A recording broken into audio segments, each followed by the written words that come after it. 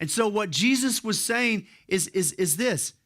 Do you really want that kind of a God? I mean, if there really is a God that exists, and he is the kind of God that created the heavens and the moon and the stars and the sun and all those things. I mean, if there's a God who really does love you, God so loved the world, and if there's really a God who wants a relationship with you and has provided that through you having simple confidence in what he'll do to provide that, if there's a God that will take care of your greatest problem, and it's not your job, it's not your finances, it's not even your mother-in-law, I mean, if there is a God that will take care of your greatest need, do you really think that he would be so little as to come to you and say, I'll get in on your deal?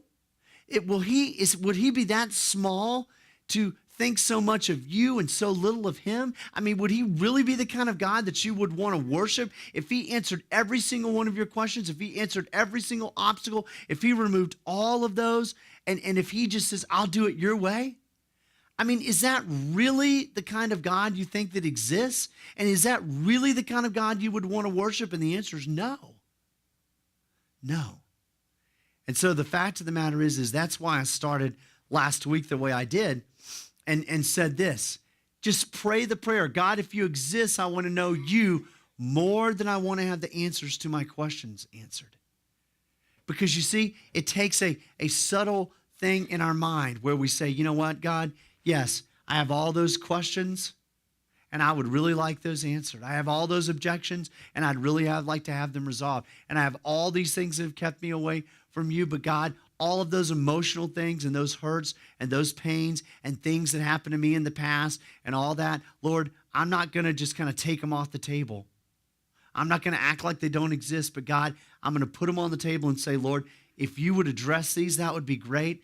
But you know that they have kept me from you and that they have hurt me and they've been very difficult things and barriers to following you. But Lord, I am coming to you with those things on the table, and I will follow you with a trust and a humility that Abraham and the child exhibits.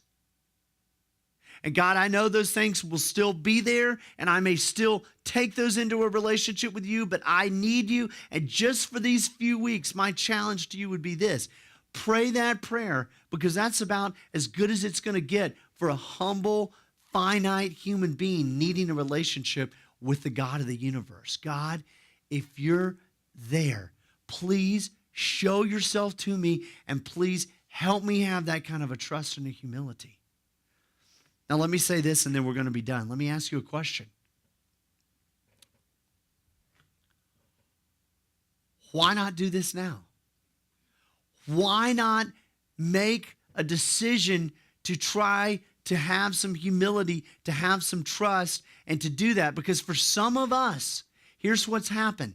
For some of us, we have had a spouse that has talked to us about God and argued about God and talked to us about the Bible and going to church and all this stuff, so much so that the argumentation doesn't even exist anymore because she can't out-argue you.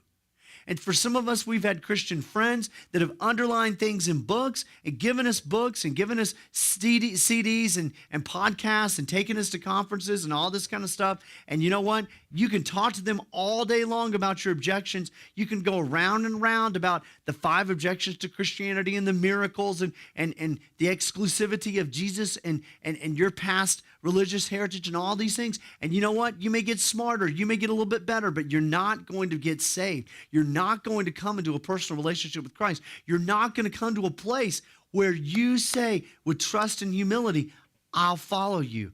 Because those things aren't the way adults become believers. Adults become believers in Jesus Christ when those things shrink down and you say, God, if you exist, I want to know you. And if you exist in spite of all these objections, and I want to have some trust and humility, show me yourself.